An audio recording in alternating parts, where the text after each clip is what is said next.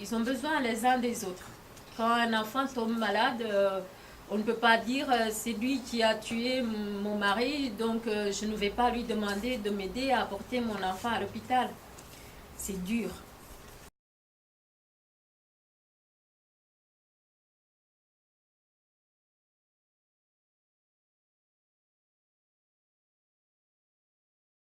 Nous voulons créer à Bira, la région où je suis née, un centre de partage et d'éducation populaire.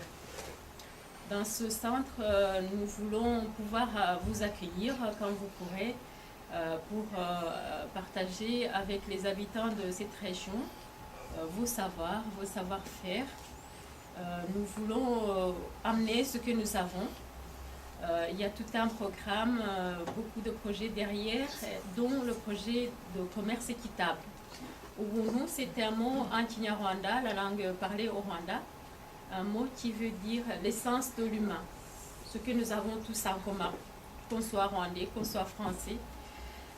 Ça veut aussi dire la générosité, mais la générosité dans le sens du partage équitable. Alors, il y a quelques données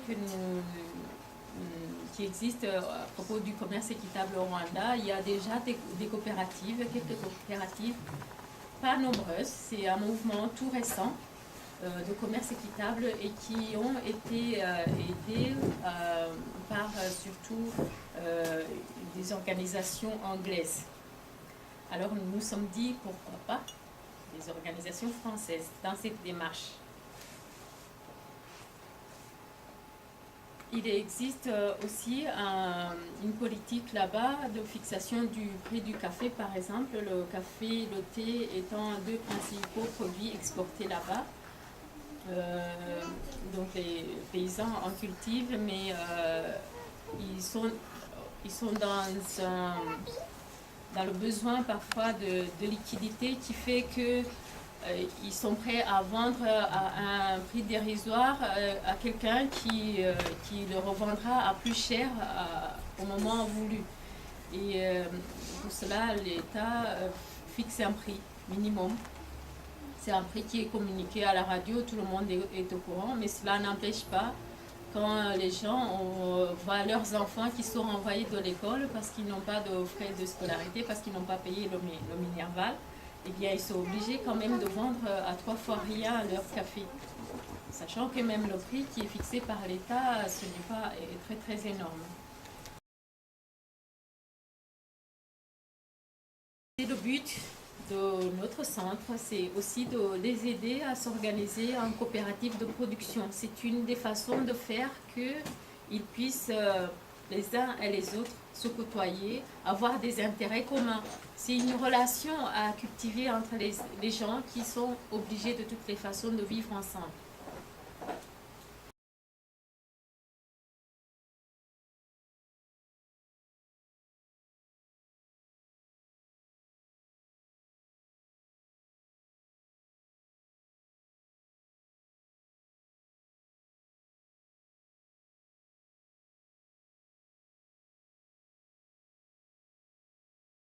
Je voudrais pouvoir faire quelque chose de vraiment, vraiment concret et qui puisse être un centre qui puisse rayonner sur le reste du pays. C'est mon ambition, j'ai le droit.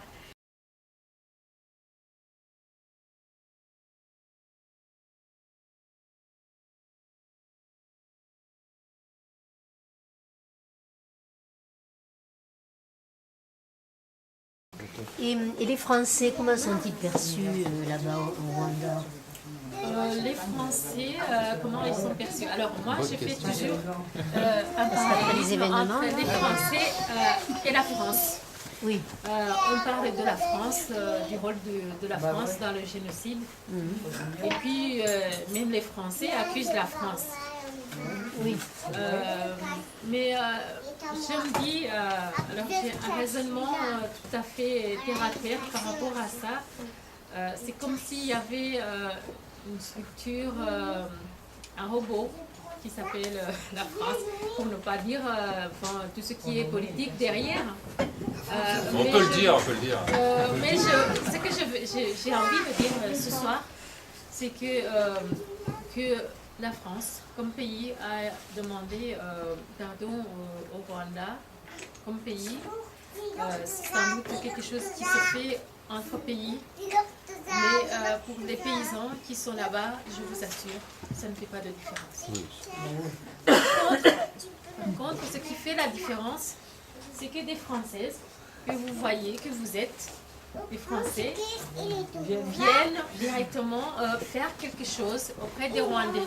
Ça, pour moi, c'est la différence entre la France et les Français.